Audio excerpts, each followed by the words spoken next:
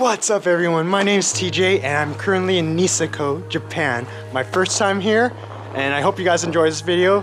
Get a few tips and tricks here and there and apply it to your next trip. Have a great time, bye! Before we dive in, this video is sponsored by nobody. I'll leave some links down below, and if you have any questions, leave a comment and I'll do my best to get back to you. Quick disclaimer. So I've been to Japan multiple times, but this is my first time in Niseko. My friends and I went in late January of 2023.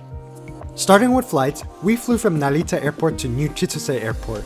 We used Peach Airlines, and at that time it was about 19,600 yen per person, plus other fees like check-in. Quick tip, if you're booking Peach, check the weight of your bag or bring a second packable bag just in case. Otherwise, you can also look into booking a different airline that may cost a bit more but have a check-in included with a bigger weight limit. Or you can also have your bag delivered straight to your hotel.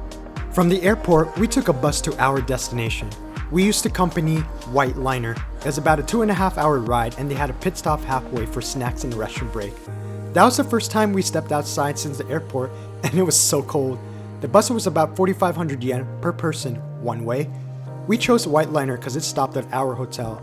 There are other buses that can take others to different hotels, so you might have to do some research about transportation when planning your trip.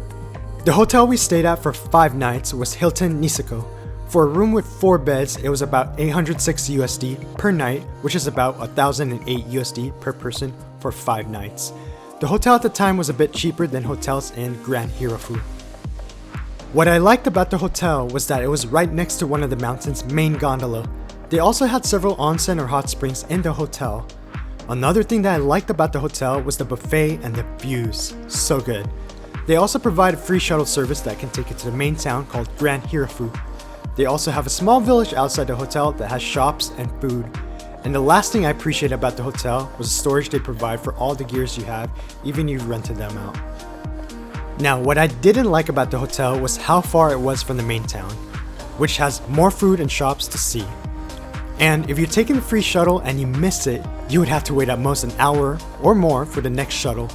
The other thing that might be annoying for a group is how small the room can be.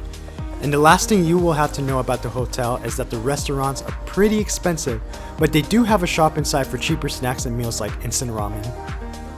For rentals, I highly recommend Rhythm in Grand Hirafu. We did the premium rentals, which include boots, bindings, as well as the ability to swap boards. I was able to try on 4 different boards that I wanted to buy sometime in the future, which was awesome.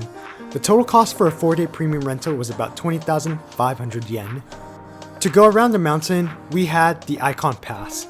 I think we had a maximum of 5 days to go around Niseko United. We did 4 days. Snowboarding and skiing daily can be exhausting.